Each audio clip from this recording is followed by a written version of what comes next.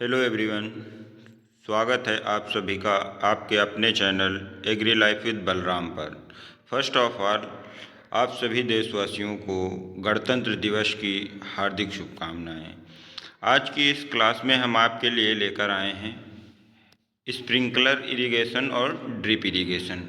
तो इसमें हम जानेंगे कि स्प्रिंकलर इरिगेशन क्या होती है और ड्रिप इरिगेशन क्या होती है, इसके लाभ क्या हैं या फिर इनमें कुछ लिमिटेशंस होती हैं वो क्या होती हैं। ठीक है, ये स्प्रिंकलर इरिगेशन हो या ड्रिप इरिगेशन हो, ये आधुनिक सिंचाई की एक विधियां हैं जो कि अब बहुत ही उपयोग की जाने लगी हैं।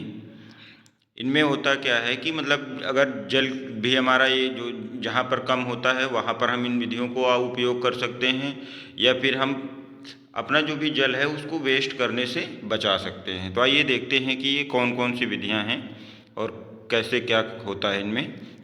सबसे पहले हम बात करेंगे स्प्रिंकलर इरिगेशन की, जिसे हम बौछारी सिंचाई के नाम से जानते हैं। बौछारी सिंचाई आप जानते हैं नाम से ही सिद्ध होता है कि इसमें जो भी पानी हम देंगे वो बौछार के रूप में देंगे। कहने का मतलब है कि जो भी पानी हमारा होगा वो बहुत ही बारीक कणों में दिया जाएगा।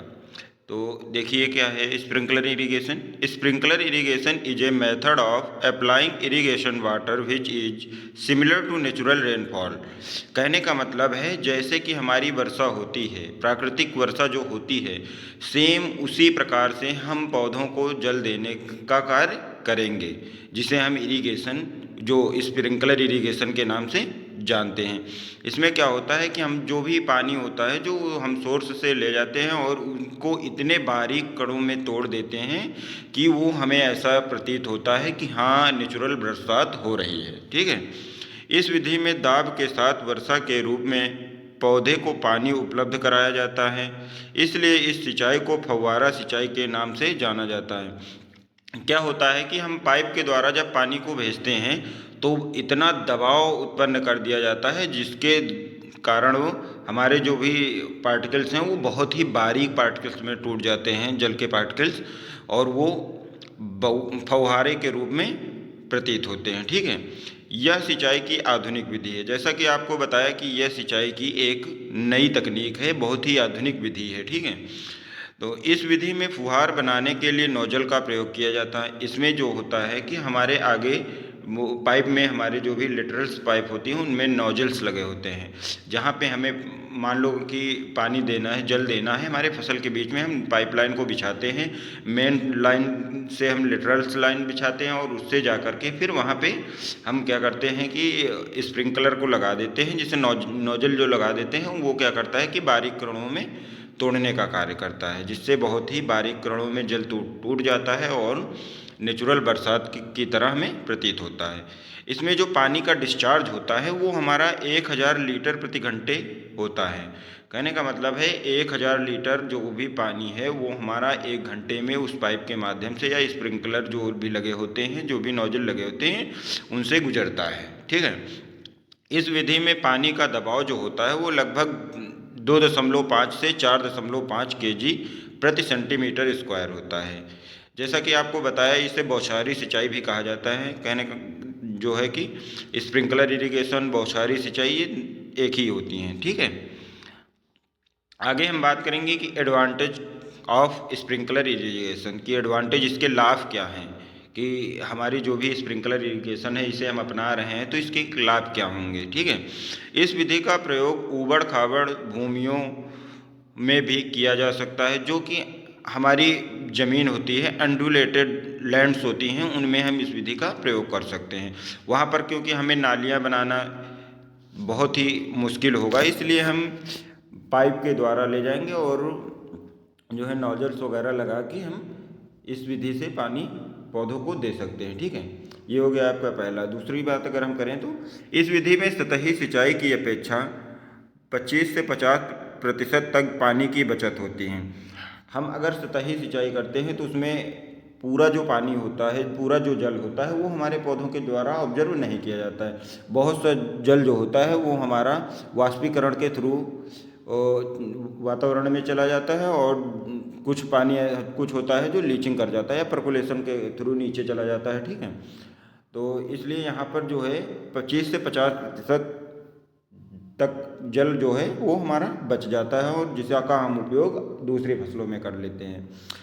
इस विधि की जल उपयोग दक्षता 60 से 65 तक होती है।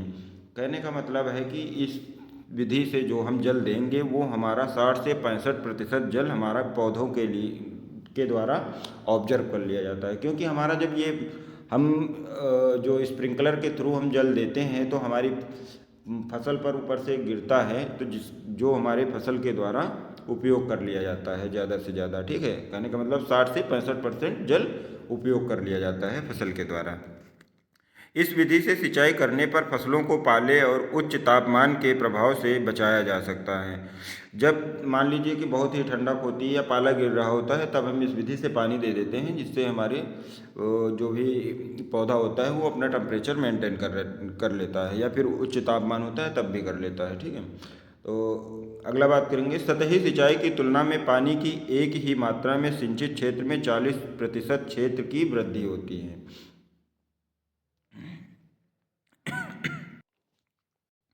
कहने का मतलब है जो भी हमारा क्षेत्र है उसमें 40% क्षेत्र की वृद्धि हो जाती है, क्योंकि जो नालियाँ वालियाँ बनाने में हमारा क्षेत्र जो है वो ज़्यादा हो जाता है सतही सिंचाई में। ठीक है, चला जाता है मेड़ बनाने में, अन्य चीज़ों में। ठीक है, अगला बात करेंगे, श्रमिकों की कम आवश्यकता होती है। इसमें क्या होता है, एक बार हम लगा देते हैं, पाइप वगैरह बिछा देते हैं, उसके बाद इसमें ज़्यादा लोगों की आवश्यकता नहीं होती है। ठीक है, अगला है, सतही सिंचाई की अपेक्षा जल प्रबंधन आसान एवं सरल होता है।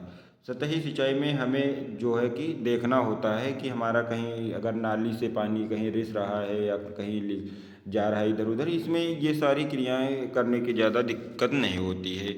ये जल प्रबंधन जो होता है बहुत ही आसान होता है। ठीक है, इस विधि में खेतों में नालियों एवं मेड़ बनाने की आवश्यकता नहीं होती। जैसा आपको बताया कि इस विधि में हमारी पाइप्स बिछी होती हैं, इसमें नाली वगैरह बनाने के लिए, मेड़ वगैरह बनाने के लिए कोई आवश्यकता नहीं होती है।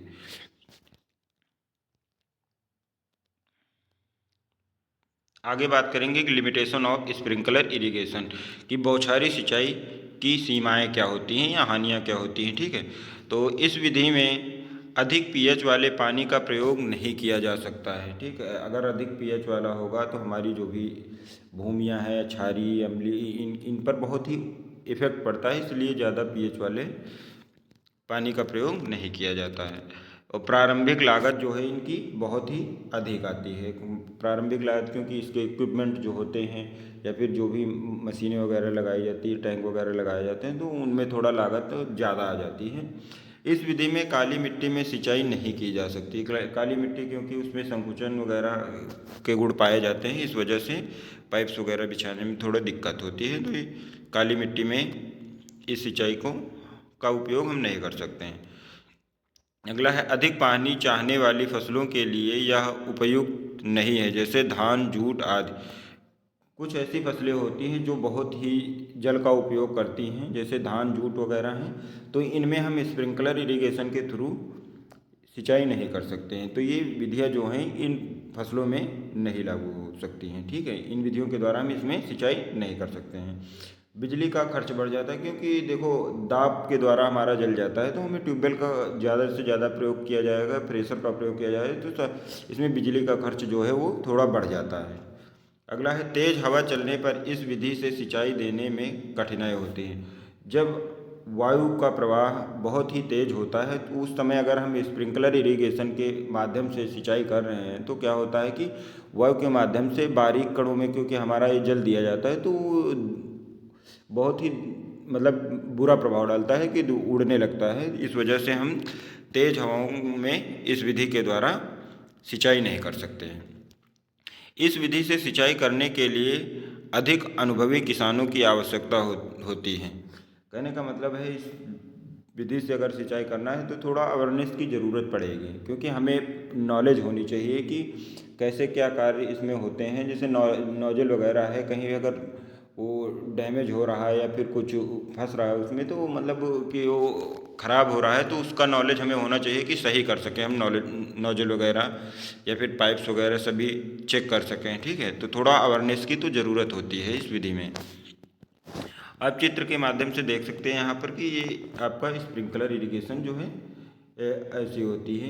इसमें ये जो है आपके ये स्प्रिंकलर लगे होते हैं, नोजल वगैरह यहीं पर सेट होते हैं जो कि पानी को बारीक कणों में तोड़ते हैं। ठीक है, ये हुई आपकी स्प्रिंकलर इरिगेशन।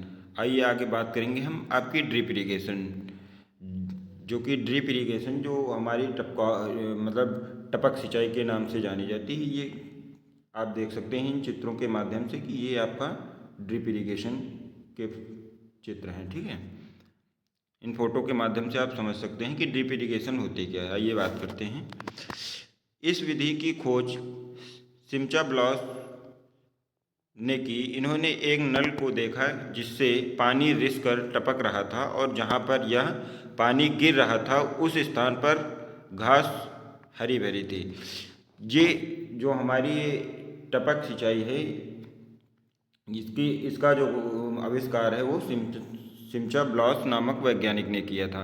इन्होंने देखा कि देखा कि एक नल था और उससे पानी कुछ रिस रहा था, मतलब टपक रहा था। जल जो टपक रहा था वो जिस स्थान पर गिर रहा था उसके इर्द गिर्द की जो भी घास थी वो बहुत ही हरी भरी थी। तभी इनके दिमाग में आया कि अगर हम जल को पौधों की जड़ों में या फिर उसके जड़ क्षेत्र में अगर दे रहे हैं, बहुत ही कम जल में हम पौधे को बहुत ही अच्छा प्रोवाइड करा देंगे, मतलब कि बहुत अच्छी ग्रोथ करवा देंगे। ठीक है, कहने का मतलब है कि अगर कम जल है तब भी हमारा पौधा उससे काम चल जाएगा। मतलब कुछ जो भी जल हमारा इधर उधर नष्ट हो रहा है वो जल नष्ट नहीं होगा, सीधे पौधों को प्राप्त होगा। ठीक है, तो वहीं से इन्होंने ड्रिप इरिगेशन की शुरुआत की। यह सिंचाई की नवीनतम विधि है। इसमें पौधों को पानी उसके जड़ क्षेत्र में बूंद बूंद करके दिया जाता है। यह भी जो है सिंचाई की एक नवीनतम विधि है, आधुनिक विधि है। इसमें क्या होता है कि पौधे जो होते हैं उनके जड़ क्षेत्र में जल को बूंद बूंद करके दिया जाता है। इस विधि की खोज सर्वप्रथम इजराइल में हुई थी। तो इस विधि की जो खोज है वो इजराइल से हुई है। ठीक है, ये सिमचा ब्लॉस जो साइंटिस्ट थे ये भी आपके इजराइल के ही रहने वाले थे, इन्होंने ही इसकी खोज की थी। ठीक है, इस सिंचाई को ट्रिकल सिंचाई के नाम से जाना जाता है। ये आपकी लाइन बहुत ही इम्पोर्टेंट होती है क्योंकि ये बहुत ही कंपटीशन में पूछी जाती है कि ड्रिप इरिगेशन को और किस नाम से जाना जाता है, तो वहाँ पर आप लगा के आएंगे ट्रिकल इरिगेशन के नाम से जाना जाता है। ठीक है, ड्रिप सिंचाई विधि में 1 से 8 लीटर प्रति घंटे पानी डिस्चार्ज होता है। इसका जो पानी डिस्चार्ज करने की जो क्षमता होती है वो 1 से 8 लीटर प्रति घंटे की होती है। ड्रिप सिंचाई में पानी 1.5 से 2.5 किलोग्राम प्रति सेंटीमीटर स्क्वायर के दबाव से आता है। जो इसका जल का जो दबाव होता है वो इतना होता है 1.5 से 2.5 किलोग्राम प्रति सेंटीमीटर स्क्वायर। इस विधि में सिंचाई डिस्चार्ज के लिए इमिटर्स एवं ट्रिकल्स मुख्य घटक होते हैं। इसमें इमिटर्स और ट्रिकल्स लगे होते हैं, जो ऐसा आपने अभी चित्र में देखा होगा। ये होते हैं, ये क्या करते हैं कि जल को नियंत्रित करते हैं। ठीक है, इन्हीं के माध्यम से जल को हम बूंद बूंद करके पौधों की जड़ों में देते हैं। तो ये आपके इमिटर्स या ट्रिकल्स होते हैं, लगे होते हैं। ये आपकी हो गई टपक सिंचाई। अब इसकी हम एडवांटेज की बात करेंगे कि इसके लाभ क्या क्या हैं। तो आइए देखते हैं एडवांटेज ऑफ ड्रिप इरिगेशन। इस विधि का प्रयोग सब्जियां एवं फल वृक्षों व अधिक अंतराल पर लगाई जाने वाली फसलों के लिए सर्वश्रेष्ठ होता है। देखो, इस विधि का जो है प्रयोग हम सब्जियों में या फिर फल वृक्षों में या फिर जो हमारी फसलें अधिक अंतराल पर लगाई जाती हैं, जो कि मतलब दूर दूर लगाई जाती हैं, उनमें कर सकते हैं। क्योंकि अगर सघन वाली फसलें हैं तो उनमें हमें बहुत, अगर हमारी कोई पाइप है तो उनमें बहुत से सारे छेद करने होंगे। ठीक है, ड्रिपर्स लगाने होंगे, तो वो इतना ज़्यादा कारगर नहीं हो पाएगा क्योंकि प्रेशर नहीं बन पाएगा, फिर वो काम नहीं कर पाएगा। तो इसलिए जो हमारी अधिक अंतराल वाली फसलें होती हैं उनमें हम इसका प्रयोग करते हैं, या फिर फल वृक्षों में करते हैं। ठीक है, जो कि अधिक अंतराल पर ही लगाए जाते हैं। आगे बात करते हैं। ड्रिप सिंचाई का प्रयोग पानी की कमी व लवण की समस्या वाले क्षेत्रों में तेजी से लोकप्रिय है। जैसा कि हमने पहले ही बताया कि जो कि हमारा जहाँ पर पानी की कमी होती वहाँ पर इन विधियों का हम प्रयोग कर सकते हैं, क्योंकि हमें बूंद बूंद करके पानी देना है, कम पानी में हमें अपनी फसल का जो है उत्पादन प्राप्त करना है। तो यहाँ पर यही बताया गया है कि कम सिंचाई का प्रयोग पानी की कमी वाले स्थानों पर बहुत ही तेज़ी से लोकप्रिय होती जा रही है। और इसके लाभ क्या है कि फर्टिगेशन होता है क्या है, सिंचाई जल जो हम देते हैं उसी के साथ उर्वरकों का भी प्रयोग कर लेते हैं, मतलब उसी जल में हम उर्वरकों को घोल के पौधे को सीधा प्राप्त कर देते हैं टपक सिंचाई के माध्यम से। तो यही आपका फर्टिगेशन होता है। कहने का मतलब सिंचाई जल के साथ उर्वरकों का प्रयोग करना ही हमारा फर्टिगेशन कहलाता है, ठीक है। और अगला है केमिगेशन मतलब कि केमिकल से रिलेटेड है। सिंचाई के साथ में रसायनों का प्रयोग करना, जैसे कि हमारे हर्बिसाइड हो गए या जो भी मतलब खरपतवार नाशी वगैरह जो भी हमें देना होता है वो केमिकल्स हम इसके माध्यम जल के साथ में देते हैं, तो उसे हम केमिगेशन के नाम से जानते हैं, ठीक है। ड्रिप सिंचाई से सभी पौधों को पानी समान रूप से मिलता है। इसमें क्या होता है, सभी पौधों को जल जो है वो एक ही समान रूप से मिलता रहता है, टपक टपक के, ठीक है, जड़ क्षेत्र में ही मिलता रहता है और हमारा पौधा उस जल का सदुपयोग कर लेता है। अगला है वायु की तीव्र गति के समय भी इस विधि में सिंचाई करना सुगम रहता है। कहने का मतलब है इसमें जो है हमारी वायु का कोई भी दुष्प्रभाव नहीं पड़ता है। कहने का मतलब अगर हम जड़ क्षेत्र में जल दे रहे हैं तो वहाँ पर हवा से कोई मतलब ही नहीं होता है, ठीक है। अगला है इस विधि में सतही सिंचाई विधि की अपेक्षा 50 से 70% पानी की बचत होती है। यह जो ड्रिप इरिगेशन है इसमें हमारा जो है जल जो है वो 50 से 70% तक बच जाता है, क्योंकि जो भी हमारा ये जल वाष्पीकरण वगैरह के थ्रू उड़ जाता था या फिर खरपतवारों के द्वारा उपयोग कर लिया जाता था, उससे हमारी बचत हो जाती है। अगला है सिंचाई की इस विधि में जल उपयोग दक्षता 90 से 95% होती है। 90 से 95% जल जो होता है वो हमारे पौधों के द्वारा उपयोग कर लिया जाता है। सिर्फ 5%, 5% ही जल जो है वो वेस्ट होता है, ठीक है। तो इसकी उपयोग दक्षता जो है वो 90 से 95% होती है। ये और भी इसके लाभ हैं, जैसे कि खरपतवार नहीं उगते हैं। अगर हमारा जो भी हमारी बीज की मतलब फसल के बीज की जो भी जगह होती है वहाँ पर अगर पानी नहीं दिया जाएगा तो खरपतवार वैसे भी नहीं, बिना नमी के कोई भी खरपतवार हो या कोई भी सीड हो वो जर्मिनेट नहीं करता है। तो खरपतवारों का भी नियंत्रण इस विधि से हो जाता है, ठीक है। आगे बात करेंगे कि लिमिटेशन ऑफ ड्रिप इरिगेशन। तो इसके ज़्यादा लिमिटेशन वगैरह है नहीं, ठीक है।